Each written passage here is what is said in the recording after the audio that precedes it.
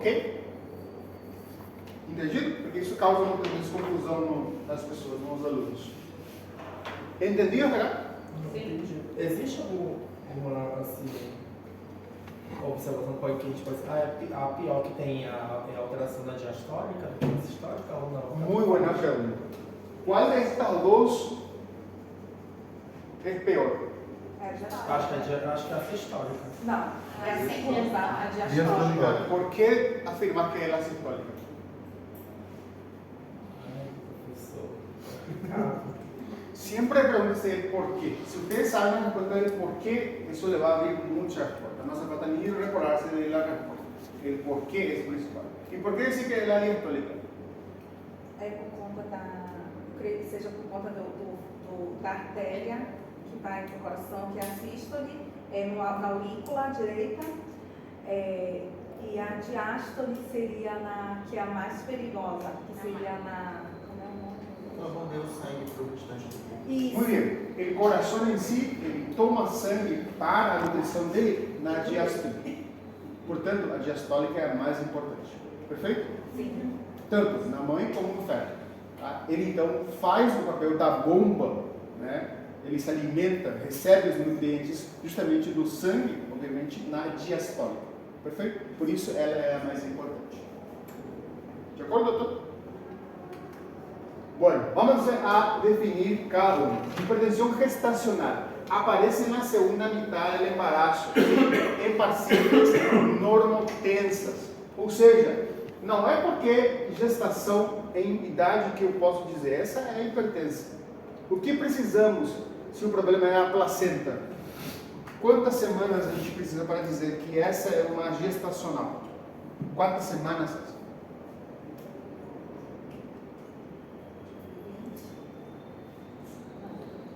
Até a formação da placenta no começo. Porque a gente falou, a placenta é um problema aqui. Quando a placenta ela repercute no sistema e dá essa hipertensão? A partir do começo da gravidez? Não. Quando então? Geralmente é no segundo trimestre. Segundo trimestre. Ainda mais que ainda menos. 26 semanas? Um pouco antes. 20. 20 semanas. ¿Sí? Porque tenemos la onda de placentación. Deixa eu ver uma imagem aqui mais para frente. Não.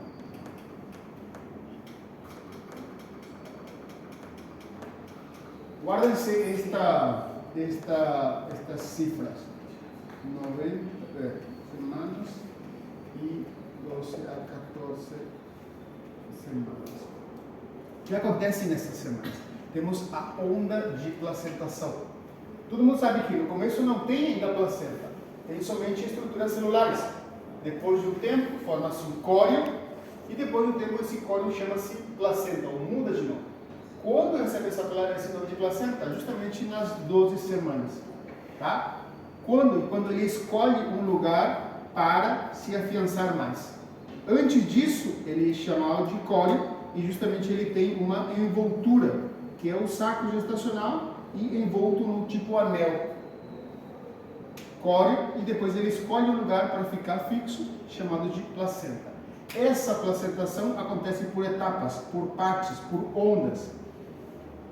E em síntese temos uma conexão vascular entre o que é a artéria que provém do útero, que são as artérias espiraladas, com as artérias que vão formar ou que vão alimentar o feto em forma da placenta.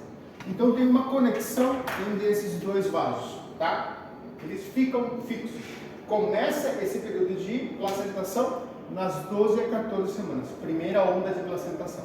Essa não tem nenhum problema, tá? Começa então a conexão. Quando termina de ser formada essa conexão vascular? Nas 20 semanas, tá? Se isso acontecer normalmente, a paciente não vai ter hipertensão. Mas se isso começar de forma anômala, ela vai ter hipertensão. Pensem como se fosse, a gente tem uma mangueira que coloca os cabos na torneira. Abrimos o grifo, sai água, tá?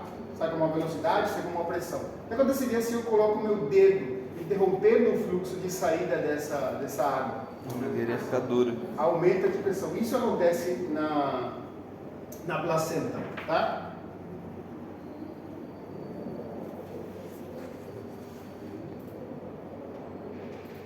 Isso acontece na placenta, ou seja, temos um estreitamento.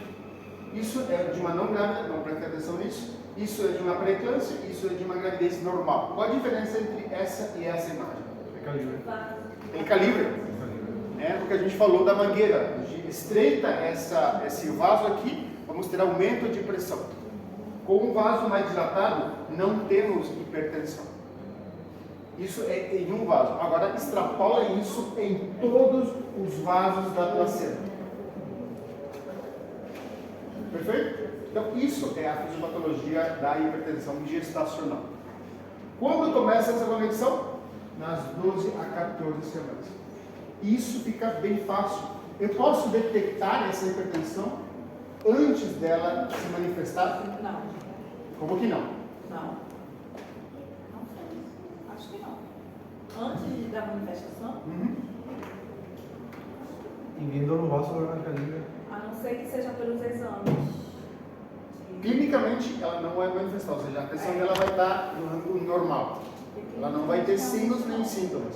Mas como eu posso detectar? Só se for através do exame. É um fator de risco. Mas a gente fala aqui de diagnóstico. Diagnóstico. Ecolópler. Ecodoppler, muy bien. ¿De dónde y de qué arteria?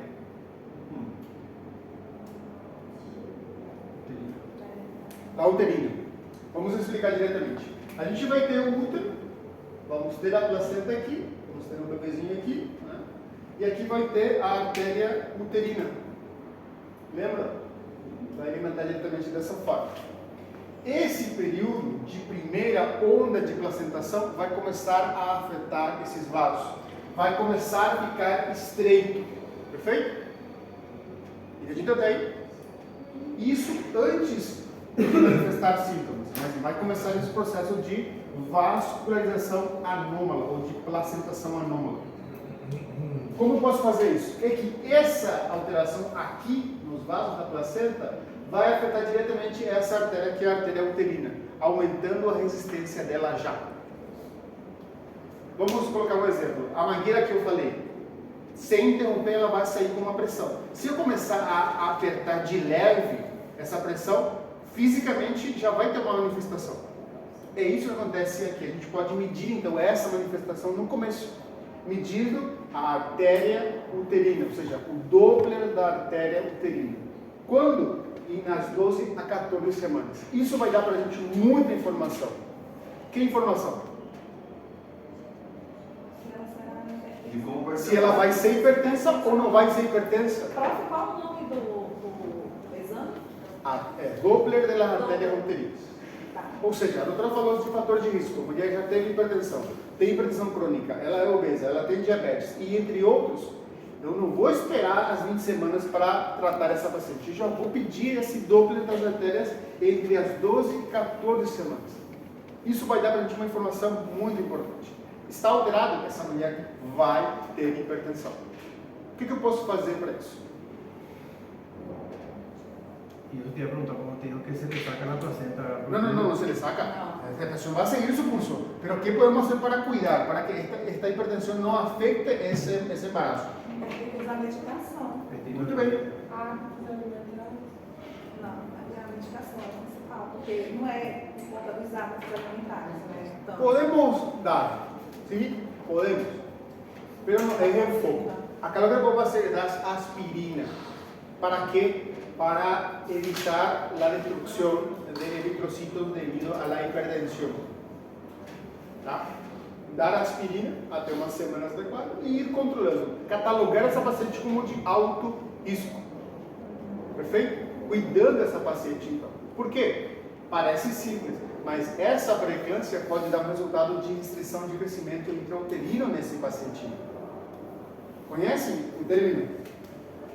RCIU. Restrição de crescimento intrauterino. Término. Conhecem, né? sim. O que significa?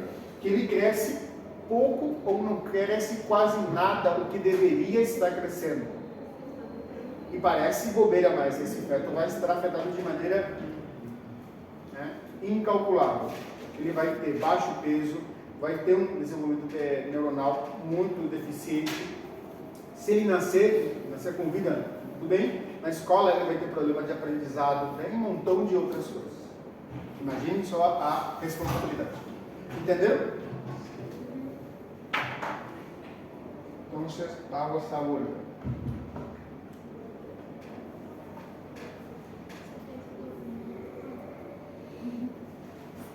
Entonces, tenemos entonces que a partir de 20 semanas entonces el diagnóstico, ¿sí?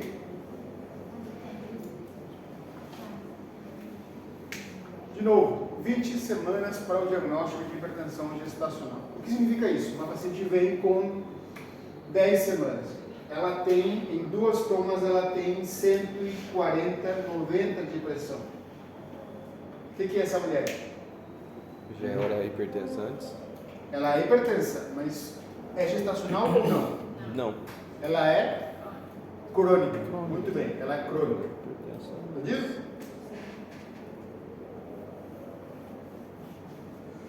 Muy bien. Entonces, cifras, no se olviden. Sistólica 140, diastólica 90, ¿sí? Pero en el límite inferior. Entonces, una mujer previamente normotensa con 4 horas de diferencia hace entonces el diagnóstico de hipertensión gestacional. Otros signos, proteína de 4 horas.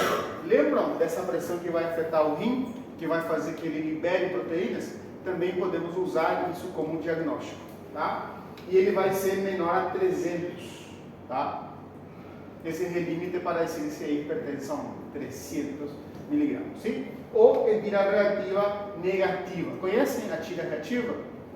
É tipo uma bioquímica, se usa muito. É uma fita, né, com várias divisões. Você coloca no líquido, né, nesse caso é a urina, e ela vai mudando de cor. Nunca viram? Já. Ensino médico. É? No ensino médico. Sim, todo mundo vê. Essa é a tira reativa, então. A gente pega a urina da mulher, coloca isso nessa fita, né, nela, e ela vai mudando de cor, manifestando então a quantidade de proteínas que está presente nessa urina. Tem outra forma de evaluar essa urina? Tem, juntando por 24 horas. Tá? Ou seja, hoje, às 8 da manhã, a gente vem, faz pipi, e depois, dia desse pipi, ela começa a juntar tudo o que ela faz, né, obviamente de pipi, num recipiente, por 24 horas. Finalmente, quando termina esse tempo, vai no laboratório e a bioquímica faz então um estudo, perfeito? E vê a quantidade total dessa proteína na urina. Se ela é maior a 300, temos proteinuria significativa. Se é menor, não temos. De acordo? Ok. Vamos. Si la hipertensión ocurre por primera vez luego de las 20 semanas de gestación durante el parto o dentro de 48 horas por nacimiento, será uma hipertensão gestacional.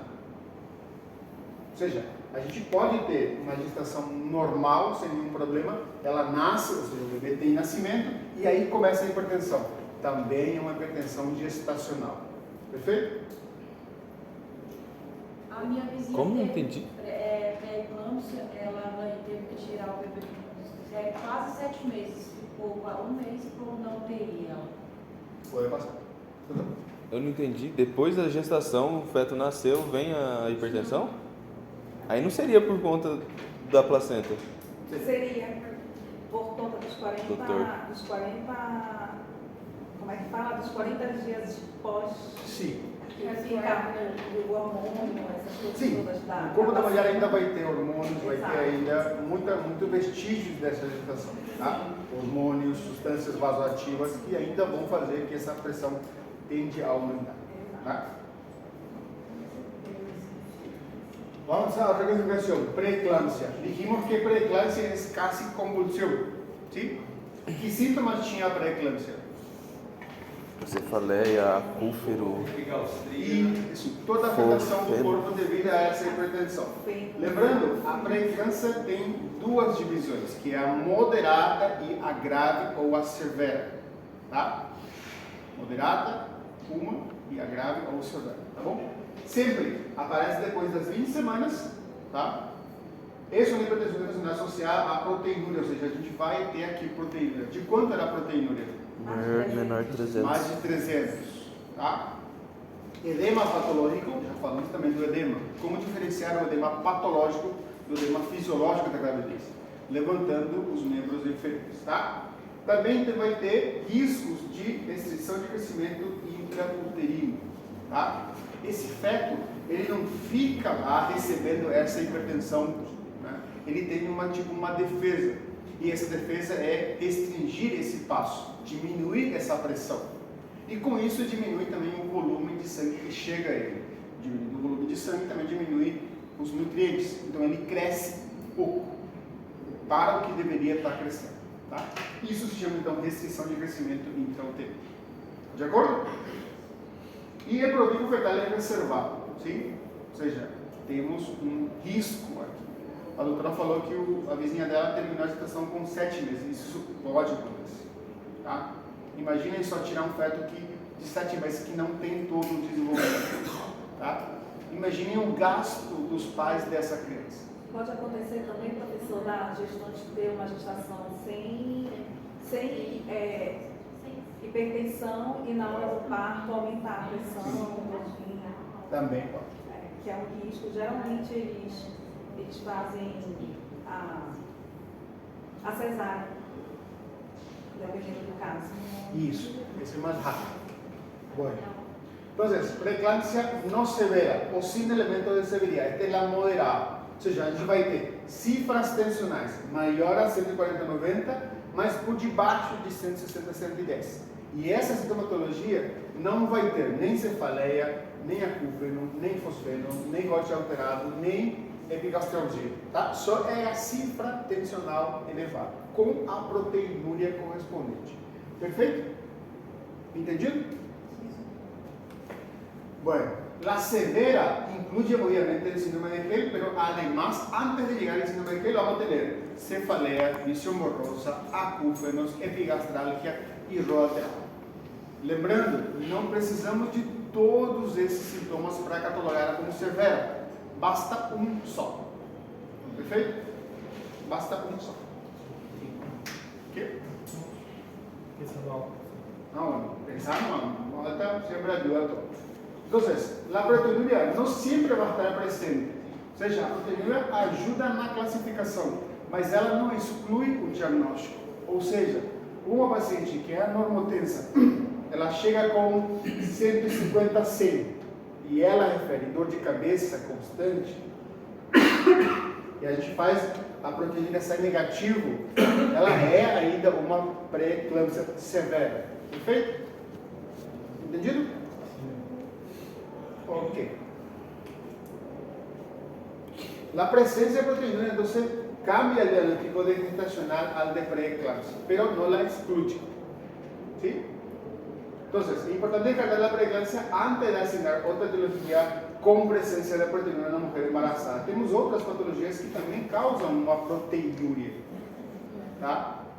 Hipertensão é uma, diabetes é outra, problemas no rins próprios, né? Síndrome nefrótico, nefrítico, também são associados à proteinúria, tá? Independientemente de las cifras tensionales, la presencia de cualquiera de los signos y síntomas y examen de laboratorio, algunos obviamente presentes, va a ser el diagnóstico o no de preeclampsia severa. ¿A qué nos referimos? Pacientes con cefalea, visión borrosa, acúfenos, epigastralgia, ¿sí? E RO alterado. Isso é categórico que é uma preeclampsia severa.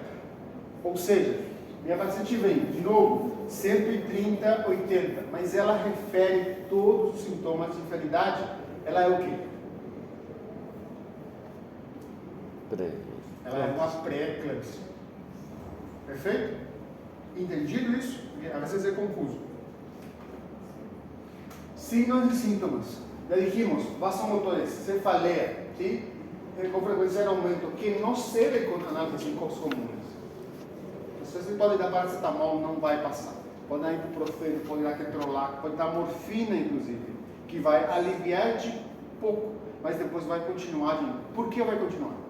Porque a pressão Porque a causa é a hipertensão, a causa é o vasoespasmo, tá? Não adianta dar analgésico, então, nesse caso, ok? Carne da visão, dijimos visión borrosa, fosfenos, pinitos, acúfenos y o zumbido de oído, como dijimos. Dolor do abdômen superior, epigastrio ou hipocondrio direito. E isso é importante porque falamos de dor no hipocondrio direito. O que temos aqui? Fígado, Bilis. bílis. Porque pode Que pode passar nesse hígado se essa pressão aumenta. Ele vai esticar. Depois? Lacerar? Lacera. Ele pode romper, pode ter uma fissura. E você já viu o fígado, já comiu o fígado uma vez, né? Já. Como ele é? Liso. Escuro. Liso e brilhoso. Ele é escuro. Por que ele recebeu essa cor? Por causa das enzimas. Por causa do sangue. A quantidade de sangue que está no fígado é impressionante. Se ele romper, o que vai acontecer com essa paciente? Sabe, hemorragia. Tá? Perfeito. Dificultad respirar, la respiración, ya tenemos un edema agudo de pulmón que también puede ser causa. ¿Sí? Náuseas, vómitos, hiperreflexia o clonus y oliguria, ¿verdad? Que se cataloga como una diuresis menor a 400 ml en 24 horas. Bueno, vamos a los laboratorios. ¿Qué le pedimos a esta paciente? ¿Qué vamos a encontrar? Vamos a encontrar hemólisis. ¿Qué es hemólisis? La ruptura de los vasos. Exactamente. Ruptura de las hemácias, de los eritrocitos. ¿Sí? ¿Cómo se va a traducir eso en un laboratorio? Hemograma? A hemólisis, ¿cómo vamos a observar no laboratorio? ¿Cómo vamos a dizer? Essa paciente tem hemólise. Eu imagino que olhando o hemograma vai estar nascendo mais. Vai estar tendo novos glóbulos sanguíneos. Hemograma. Vamos ver o quê? Vamos ver a hemoglobina, né, vai estar mais baixa devido à destruição. Vamos ter também formação de novos glóbulos vermelhos, tá? Ou seja, a medula óssea vai responder a essa destruição formando mais, só que formando precocemente, tá? Eritrócitos. Contagem de reticulócitos, Exatamente. Outra coisa, vamos ter também aumento de enzimas a nível do hígado. Por quê? O fígado já está sobrecarregado devido à pressão.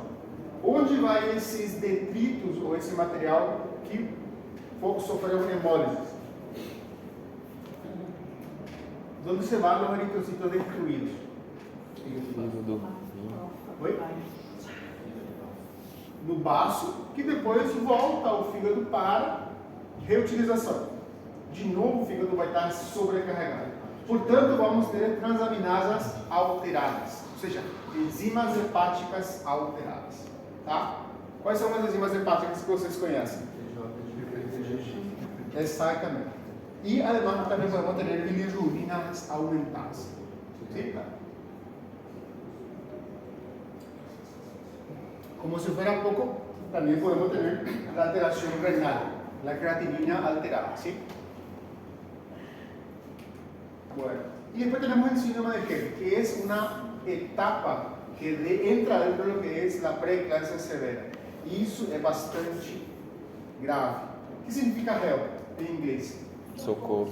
E literalmente essa mulher está gritando socorro, ou seja, é um síndrome bastante grave, caracterizado justamente por hemólises, elevação de enzimas hepáticas e plaquetopenia. Tá? Então, hemólisis, disfunción hepática y plaquetopenia. ¿Qué criterio tenemos para decir que es un síndrome de Hell? Primero tenemos entonces hemólisis, ¿sí? Enzima hepática elevada que va a tener que ser mayor al doble de lo normal y una disminución de plaquetas. ¿Cuánto es el límite de la plaqueta? 150. Para un laboratorio 100, otro 150. Debajo de eso entonces es una plaquetopenia, ¿sí? Y el síndrome de Hell, digamos entonces, de forma completa cuando los tres criterios están presentes. E incompleta cuando uno o dos nada más están presentes. O sea, a gente pode ter um Hell incompleto ou Hell completo. Perfeito? ¿Entendido esto? Sí. Entonces, plaqueta mayor a 100.000, GOT, ¿verdad? GPT mayor a 70 o el doble normal y LDH mayor a 600. ¿Sí? Por Por favor, graben estos números porque son muy importantes. ¿Sí? Ok, entonces tenemos la comunicación. HELP, ustedes saben que es el acrónimo en inglés de estas palabras: hemólisis, enzimación de enzimas hepáticas y disminución de plaquetas. ¿Bien? Bueno, vamos entonces a pasar a lo que es la eclampsia típica. Hablamos de preeclampsia y ahora de eclampsia. ¿Qué viene a ser eclampsia? Convulsiones. Convulsiones tónico-clónicas, ¿sí? Y o coma. ¿Qué complicações podem ter isso nessa paciente? Câncer neurológico, Morte, coma, morte. falta de oxigênio no cérebro, Exactamente. AVC. Primero luego una lesión. Ella puede estar parada, puede convulsionar y se puede caer. Tiene un trauma además de la convulsión. ¿Sí? ¿Qué viene a ser la convulsión? Además, viene a ser un reseteo del sistema nervioso. O sistema nervoso central já não aguenta mais, já avisou várias vezes que está a ponto de convulsão, então ele apaga. Apaga de que forma? Ela tem uma crise de ausência e justamente uma convulsão. Depois você tem uma calmaria. Você estimula ela, você sacode ela, você faz todos os estímulos, ela não responde. Tá? Isso então é hipocoma. Perfeito? Y puede tener, entonces, acompañado por ACV, o sea, accidentes cerebrovasculares, ¿está bien? Hemorragias, hipertensión endocraneana, edema cerebral generalizado, ¿sí? Puede tener entonces también convulsiones y un coma profundo que no responde después. O que obriga a gente a ter então uma eclâmpsia? O que vamos fazer com essa paciente? Vendo tudo que pode estar afetado. O que vamos fazer com ela? Corregir la causa. AS. Sí, corregir la causa, bajar la presión. ¿Sí? ¿Otro? Feniliano ahí. Se le da anticonvulsivante. Sí, se le da. ¿Pero qué más? Oxígeno. Oxígeno. Recuerden que el feto todavía va a estar dentro. ¿Sí? Entonces, oxígeno, terapia. ¿Sí? Todas las maniobras para evitar una complicación es mayor a eso. ¿Sí? Y sobre todo, tenemos que tener una tomografía después de este cuadro de convulsión. Es más, la paciente que convulsiona tiene que entrar mínimamente en terapia intermedia. ¿Está bien? Fíjense lo grave que es entonces. ¿Sí? Es un pronóstico, ¿verdad?, reservado a nivel materno-fetal. No tenemos como salvaguardar esto. ¿Sí? Es un riesgo y es de alto riesgo. ¿Entendido hasta ahí? Sí. Bueno, vamos a pasar a lo que es la hipertensión arterial crónica. ¿Sí? Crónica, obviamente, aquella hipertensión, cifra renal elevada antes de las 20 semanas de embarazo. ¿Por qué ese corte? ¿Por qué 20 semanas? Porque é quando começa a aparecer os sintomas da placentação. Quando ocorre a placentação. Exactamente. Guárdense esa explicación, eso ayuda mucho. ¿Por qué 20 semanas? Y justamente por la formación del término de la placenta, que es la segunda oleada, que es 20 semanas. ¿Sí? Sim. ¿Qué pasó? Não. Já estamos com o nosso CRM. Está bom isso. Excelente. Bueno, entonces es una mujer que tiene una hipertensión que trae ya antes del embarazo. ¿Sí? Muy bien. Y después tenemos la arterial crónica con preeclampsia sobreagregada. O que é isso? É a paciente que já tem hipertensão crônica, ela sabe que tem hipertensão, muitas vezes, porque a gente pergunta: você tem hipertensão? Sim, eu tenho hipertensão. O que você toma? E toma nalapril, toma. O que vamos fazer? Vamos suspender essa medicação e dar outra medicação para ela. Tá? Geralmente esse já fica com alto risco. Qual é o risco dessa paciente? Ela pode manter essa pressão arterial que ela já trazia e também ter de novo uma alteração placentária e ter a somatória dessas duas hipertensões. Tá? E muito olho, essa hipertensão não vai ser somada, não é que ela vai ter, sei lá, 130, 90 e depois vai ter 160, 110, não. Ela vai ter nesse rango, ou seja, nesse rango de hipertensão ella va a tener. La causa solamente es lo que se va a sumar. ¿Entendido? Bueno, y temos a transitória, e esta é a mais grave de todas a mi ver. Por quê? Ela transita entre o último trimestre e o começo do puerpério, dando então um início normal da gestação, não tem nenhuma hipertensão, inclusive vocês fazem essa alteração aqui, o Doppler, não tem nada. Durante a gestação do segundo trimestre também não acontece nada. Quando aparece justamente no momento do parto ou do puerpério, podendo inclusive passar diretamente a um caso de eclâmpsia, tá? Também pode acontecer. Tá? Então ela é a mais silenciosa de todas. Por quê? Ela não tem proteinúria. Por que não tem proteinúria? Por conta da placenta? Da placenta. Por A pressão conta ficou- da não afetação dessa hipertensão no rim. Tá? Não tem então proteinúria. Consequentemente não tem também edema patológico.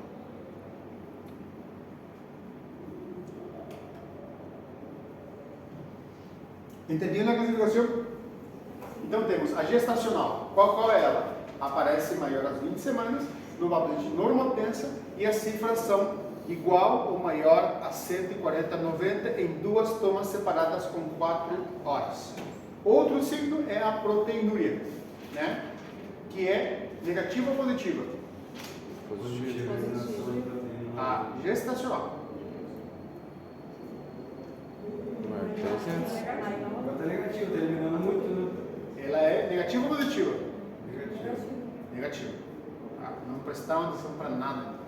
Depois temos a crônica. Essa é uma mulher que tem hipertensão antes das 20 semanas e ela já traz consigo. Tá? Depois temos a outra, que é somada com a hipertensão gestacional, chamada de toxêmica. Essa vai ter todas as alterações. Depois temos a pré-eclâmpsia, dividida em outras 2 pré-eclâmpsias, a moderada e a severa. A moderada é uma alteração de cifras tensionais que vai entre 140 e 160, 110. Não tem sintomas de gravidade. E depois temos a severa. Essa sim tem todos os sintomas de severidade. E por último temos o último estadio, que é a eclâmpsia. Perfeito? Entre a pré-eclâmpsia severa e a eclâmpsia temos um síndrome de Hell. Perfeito? Ok. Entonces, embarazo normal, sitio único, preeclampsia moderada, ¿verdad? Tenemos la preeclampsia severa que se puede agravar, formando un enzima de gel. Interrupción del embarazo. Tenemos la preeclampsia moderada, ¿verdad? Que es un sitio único que va a la eclampsia, de nuevo tenemos la interrupção del embarazo. Ou seja, o que a gente tem em conta é a interrupção dessa gestação. Isso é inevitável, tá? Por quê? Porque se ela tem uma convulsão, ela vai voltar a ter outra e outra e outra. Isso obriga a gente a interromper essa gestação, independentemente da idade gestacional. A doutora falou que foi interrompida com 7 meses. Sim, tem casos que é interrompida com 6 meses. Tá? Imaginem só esse feto prematuro que é interrompido. Ok? Professor, uma pergunta. Claro. A síndrome de Hell seria todos os critérios da eclâmpsia. No caso, seria já eclâmpsia. Não. Eclâmpsia é convulsão. Síndrome de Hell é um estado clínico com alterações laboratoriais. Hemólises, Certo. aumento de enzimas hepáticas e hepatopenia. Tem que estar todos alterados. O réu, para dar o réu, tem que estar todos alterados. Alterados. Isso é o réu. Certo. Tá? Quando a gente sulfata, doutor, que chama lá no Brasil, vamos sulfatar em qual fase? É na eclâmpsia ou na réu? Na eclâmpsia, tá? Outro. Na pré-eclâmpsia severa, também, tá? Na hipertensão gestacional.